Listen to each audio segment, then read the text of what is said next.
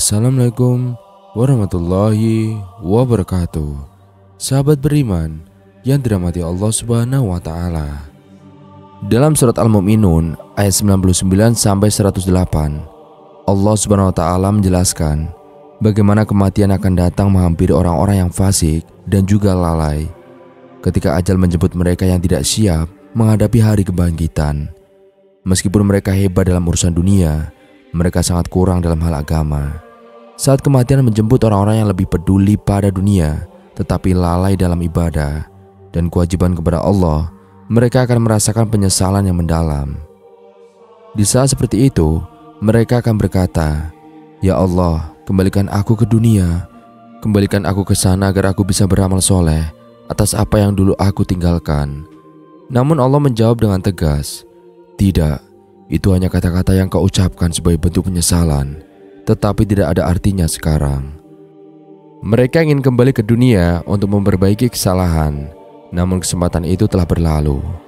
Allah menjelaskan bahwa setelah kematian, di hadapan mereka ada dinding yang tidak bisa mereka lewati, yaitu barzah, sebuah alam peralihan antara dunia dan akhirat. Di sana mereka tidak dapat kembali ke dunia, juga belum dapat memasuki akhirat. Mereka akan berdiam di alam barzah, sebuah fase baru yang mereka masuki setelah melewati kehidupan di dunia. Mereka telah melewati fase kehidupan sebagai janin, kehidupan dunia, dan kini masuk ke alam barzah. Di depan mereka ada hari besar yang telah Allah janjikan, yaitu hari kiamat. Pada hari itu, setiap manusia akan berdiri berhadapan dengan Tuhan mereka, dan semua perbuatan serta perkataan mereka akan dihisap, dipertanggungjawabkan satu persatu. Tidak ada yang bisa disembunyikan, dan setiap tindakan akan diperlihatkan dan juga dinilai. Ketika sangkakala besar telah ditiup oleh malaikat Israfil, maka putuslah semua hubungan kekerabatan. Tidak ada lagi ikatan rahim. Pada saat itu, ayah tidak akan memperhatikan anaknya, suami tidak akan memperdulikan istrinya, dan saudara kandung tidak akan saling bertegur sapa.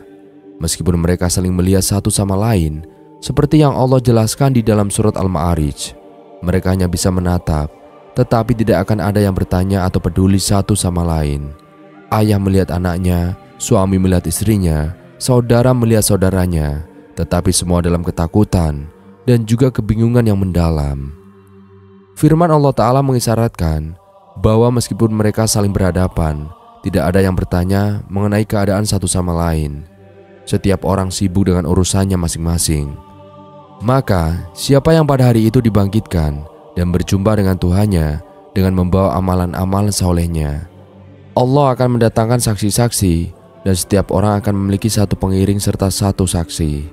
Wajah-wajah mereka akan berbicara tentang apa yang telah mereka perbuat di dunia. Allah Ta'ala berfirman bahwa pada hari itu mulut-mulut mereka akan dikunci, dan yang akan berbicara adalah tangan, kaki, bahkan anggota tubuh lainnya. Semua akan menjadi saksi atas apa yang telah dilakukan. Imam Syafi'i rahimakumullah menambahkan bahwa bahkan kemaluan akan bersaksi apakah pernah digunakan untuk sesuatu yang haram. Barang siapa yang berhadapan dengan Allah dengan membawa amalan soleh yang memberatkan timbangan amalannya, seperti sholat yang khusyuk, sedekah yang banyak, suka memaafkan, berbakti kepada orang tua, menjaga amanah dengan baik, baik sebagai suami, istri, atau anak, maka mereka itulah orang-orang yang beruntung.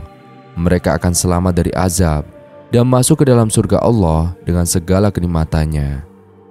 Sebaliknya, bagi orang yang berhadapan dengan Allah dengan amalan sholat yang sangat ringan, tidak berbobot, amalan sedekahnya pun sedikit sekali, dan baktinya kepada kedua orang tua hampir tidak ada. Ketika ia datang dengan tanggung jawab terhadap istri dan anak-anaknya, ternyata tanggung jawab itu minim sekali. Bahkan, istri dan anak-anaknya menuntut keadilan kepada Allah atas kepemimpinannya sebagai suami dan ayah yang kurang bertanggung jawab. Maka, bagaimana nasib orang seperti ini? Mereka itulah orang-orang yang rugi. Fa'ulaika alladzina khosiru, yang telah merugikan diri mereka sendiri. Mereka akan kekal di neraka jahanam. Kerugian mereka bukanlah kerugian bagi Allah, karena Allah tidak pernah dirugikan oleh perbuatan maksiat hambanya. Subhanallah, Ingatlah ketika Nabi Musa alaihissalam berkata kepada Bani Israel, "Seandainya kalian semua, wahai Bani Israel, dan seluruh manusia serta jin di muka bumi ini mengingkari Allah, meninggalkan ketaatan dan takwa kepadanya, maka itu tidak akan mengurangi kekuasaan Allah sedikit pun. Allah tetap maha kuasa dan tidak membutuhkan makhluknya untuk taat kepadanya. Hai Bani Israel, ketahuilah bahwa Allah maha kaya dan tidak membutuhkan makhluknya. Dia tetap maha terpuji meskipun makhluk tidak memujinya. Oleh karena itu, siapapun yang meninggalkan ibadah, mengabaikan ketaatan, atau terjerumus dalam larangannya, sesungguhnya mereka sedang merugikan diri mereka sendiri. Mereka akan dihukum dengan dimasukkan ke dalam neraka jahanam dan kekal di sana untuk waktu yang sangat panjang. Pada hari kiamat, wajah yang dulu dimuliakan dan diagungkan di dunia akan dihina oleh Allah. Allah akan menyeret wajah-wajah mereka di atas aspal jahanam.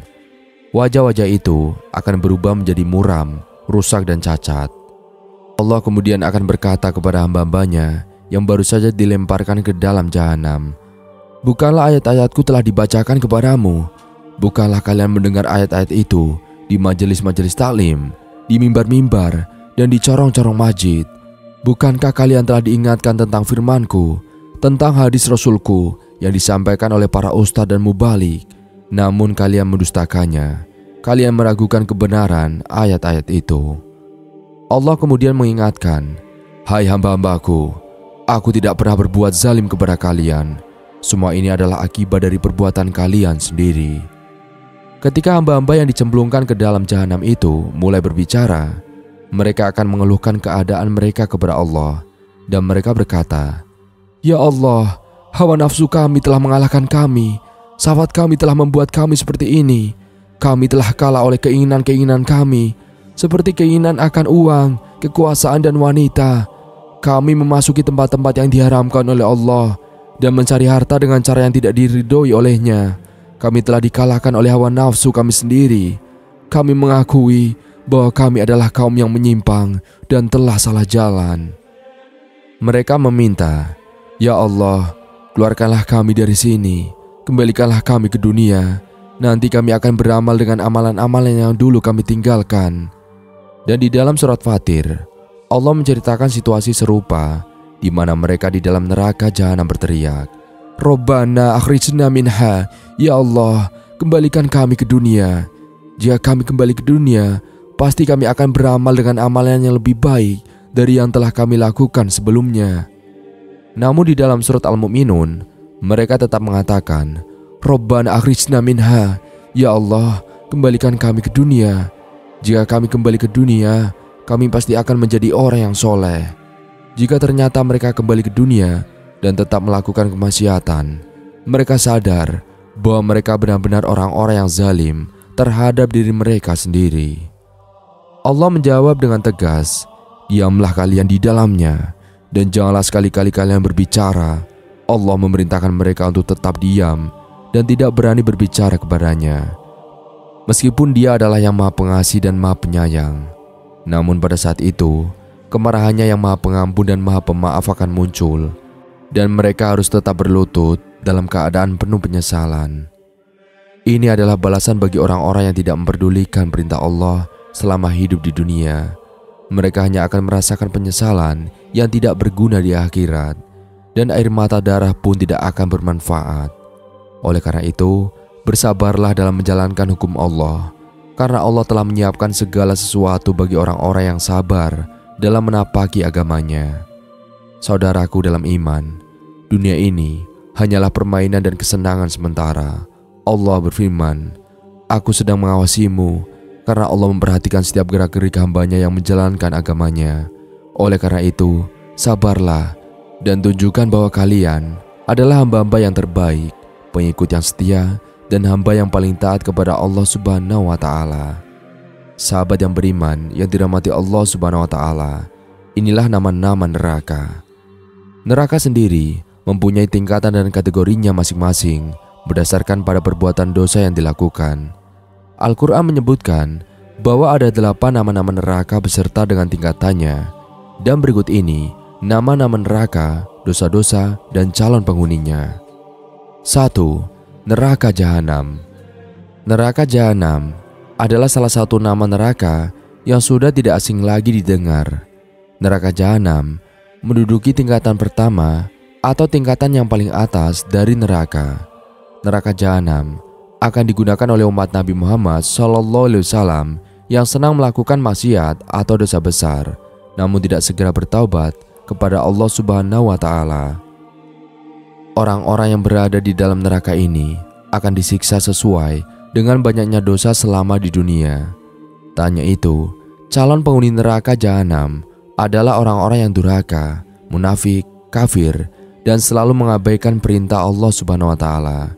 Seperti yang diriwayatkan dalam surat At-Taubah ayat 68. Allah mengancam orang-orang yang munafik, baik laki-laki dan juga perempuan, serta orang-orang kafir dengan neraka jahanam. Mereka kekal di dalamnya. Cukuplah neraka itu bagi mereka. Allah melaknat mereka, bagi mereka azab yang kekal. 2. Neraka Sakor. Neraka Sakor adalah neraka yang diciptakan khusus bagi orang-orang yang tidak mengerjakan sholat, orang yang suka membicarakan keburukan orang lain, dan orang yang mendustakan hari pembalasan, orang-orang yang tidak menyantuni orang miskin padahal mampu. Neraka Sakor juga menjadi tempat kembali lagi bagi orang-orang yang tersesat dan berdosa. Hal ini disebutkan di dalam surat Al-Mudatsir ayat 42-43. Apakah yang memasukkan kamu ke dalam Sakor? Lalu mereka menjawabnya, kami dahulu tidak termasuk orang-orang yang mengerjakan sholat. 3. Neraka Hutoma. Neraka Hutoma adalah neraka yang diciptakan untuk orang-orang yang senang bergibah dan juga mengumpat. Selain itu, calon penghuni dari neraka ini juga orang-orang yang suka mengadu domba dan orang-orang yang terlena dengan kekayaan yang sedang mereka miliki. Orang-orang ini menganggap bahwa harta adalah segalanya, padahal harta ini tidak berguna di akhirat jika tidak digunakan untuk perbuatan baik. Dan hal ini disebutkan di dalam surat Al-Humazah ayat 1-9. Sungguh celakalah bagi setiap pengumpat dan pencela yang mengumpulkan harta dan menghitungnya. Dia atau manusia mengira bahwa hartanya itu dapat mengekalkannya. Sekali lagi tidak, pasti dia akan dilemparkan ke dalam neraka Hutoma. Dan tahukah kamu apakah neraka Hutoma itu? Yaitu api Allah yang dinyalakan dan membakar sampai ke hati.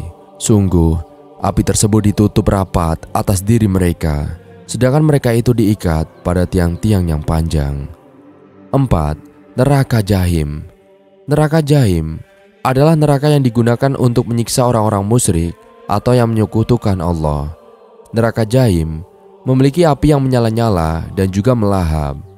Hal ini disebutkan di dalam surat Asy-Syu'ara ayat 91. Dan kemudian diperlihatkan dengan jelas neraka Jahim kepada orang-orang yang sesat. 5. Neraka Lazo. Lazo diartikan sebagai menyala-nyala, dan ini artinya neraka Lazo adalah neraka dengan api menyala-nyala dan juga berkobar. Neraka Lazo, calon penghuninya adalah orang-orang yang mendustakan kebenaran, berpaling dari keimanan kepada Allah, dan juga mengikuti jejak syaitan. Orang-orang ini adalah golongan orang paling celaka yang ada pada penghujung hidupnya. Dan ini disebutkan di dalam surat Al-Lail ayat 12-16 yang berbunyi, sesungguhnya kewajiban kamilah memberi petunjuk, dan sesungguhnya kepunyaan kamilah akhirat dan dunia. Maka kami memperingatkan kamu dengan neraka yang menyala-nyala. Tidak ada yang masuk ke dalamnya kecuali orang yang paling celaka, yang mendustakan kebenaran dan berpaling dari iman. 6. Neraka Hafiyah atau neraka Wail. Neraka Hafiyah atau Wail adalah neraka tingkatan ke-6. Neraka Hafiyah dikenal dengan tempat penderitaan terdalam. Calon penghuni dari neraka ini adalah orang-orang yang berbuat curang dalam mengukur dan menimbang urusan dunia, atau biasa dikenal dengan pedagang culas. Dagangan mereka kelak akan dibakar dan dimasukkan dalam perut sebagai azab atas perbuatan yang sudah mereka lakukan selama ini. Dan nama dari neraka Wail disebutkan di dalam surat Al-Mutaffifin ayat 1-3. Kecelakaan besarlah bagi orang-orang yang curang, yaitu orang-orang yang apabila menerima takaran dari orang lain, mereka minta dipenuhi, dan apabila mereka menakar atau menimbang untuk orang lain, mereka mengurangi. 7. Neraka Sa'ir. Neraka Sa'ir adalah tingkatan neraka selanjutnya. Neraka Sa'ir menjadi seburuk-buruknya tempat untuk kembali. Calon penghuni neraka Sa'ir adalah orang-orang yang mengabaikan peringatan, membantah tentang Allah tanpa memiliki ilmu pengetahuan, dan mereka yang menjadi pengikut setan.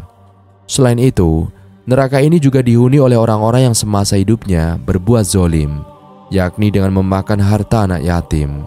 Neraka Sa'ir juga menjadi tempat bagi orang-orang yang mengingkari ayat-ayat Allah dan menentang dakwah dari para nabi serta rasul. Hal ini disebutkan di dalam surat Al-Ahzab ayat 64-65. Sesungguhnya Allah melaknati orang-orang kafir dan menyediakan bagi mereka api yang menyala-nyala atau neraka. Mereka kekal di dalamnya selama-lamanya. Mereka tidak memperoleh seorang pelindung pun dan tidak pula seorang penolong. 8. Neraka Hawiyah. Neraka Hawiyah adalah neraka yang ada di tingkat terakhir atau paling bawah. Neraka Hawiyah digambarkan sebagai jurang yang gelap dan juga dalam. Calon penghuni dari neraka Hawiyah adalah orang yang memiliki sifat munafik semasa hidupnya. Ini sesuai dengan firman Allah Ta'ala yang menyebutkan bahwa orang munafik akan ditempatkan pada tingkatan terbawah. Hal ini disebutkan pada surat Al-Qari'ah ayat 8-11 yang berbunyi, "Dan adapun orang-orang yang ringan timbangan atau kebaikannya, maka tempat kembalinya adalah neraka Hawiyah. Tahukah kamu apakah neraka Hawiyah itu? Yaitu api yang sangat panas." Allah Ta'ala berfirman, "Sesungguhnya kami menyediakan bagi orang kafir rantai, belenggu, dan neraka yang menyala-nyala." Quran Surat Al-Insan ayat 4. Allah Ta'ala juga berfirman, "Ketika belenggu dan rantai dipasang di leher, sambil mereka diseret ke dalam air yang sangat panas, kemudian mereka dibakar di dalam api." Quran Surat Ghafir ayat 71-72.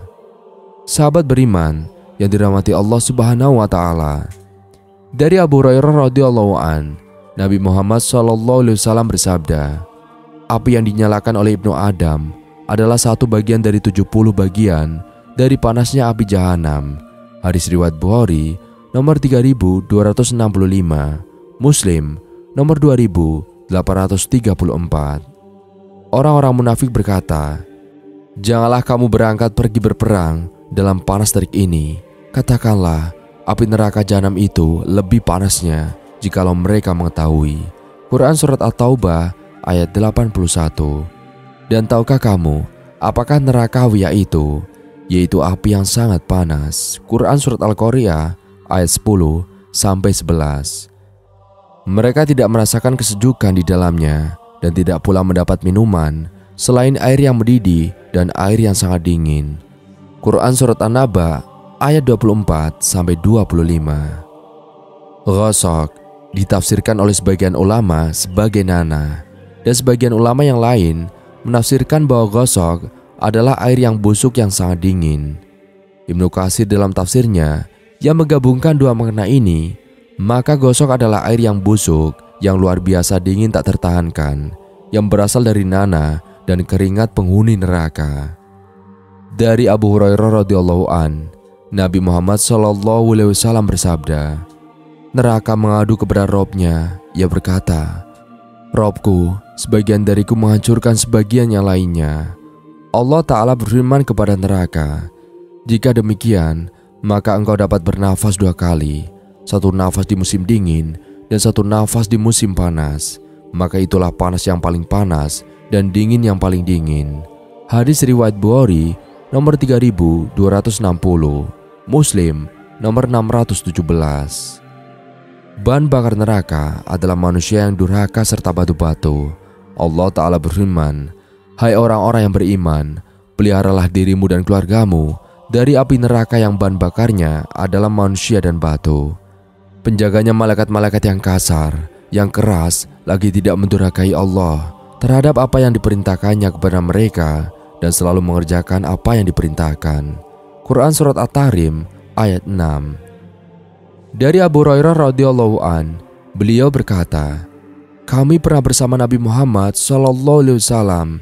Tiba-tiba beliau mendengar seperti suara benda jatuh ke dasar. Nabi Muhammad SAW bertanya, "Tahukah kalian suara apa itu?" Kami menjawab, "Allah dan Rasul-Nya lebih mengetahui." Dan beliau bersabda, "Ini adalah batu yang dilemparkan ke neraka sejak 70 tahun yang lalu dan sekarang baru mencapai dasarnya." Hadis riwayat Muslim nomor 2844. Minuman penduduk neraka adalah air yang mendidih dan juga nanah. Allah Ta'ala berfirman, "Mereka tidak merasakan kesejukan di dalamnya dan tidak pula mendapat minuman selain air yang mendidih dan nanah." Quran Surat An-Naba ayat 24-25.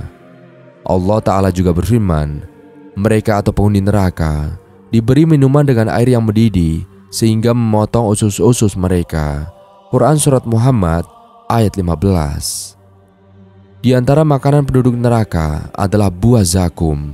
Allah Ta'ala berfirman, "Sesungguhnya pohon zakum itu adalah makanan orang yang banyak berdosa. Ia sebagai kotoran minyak yang mendidih di dalam perut, seperti mendidihnya air yang amat panas." Quran Surat Ad-Dukhan ayat 43-46.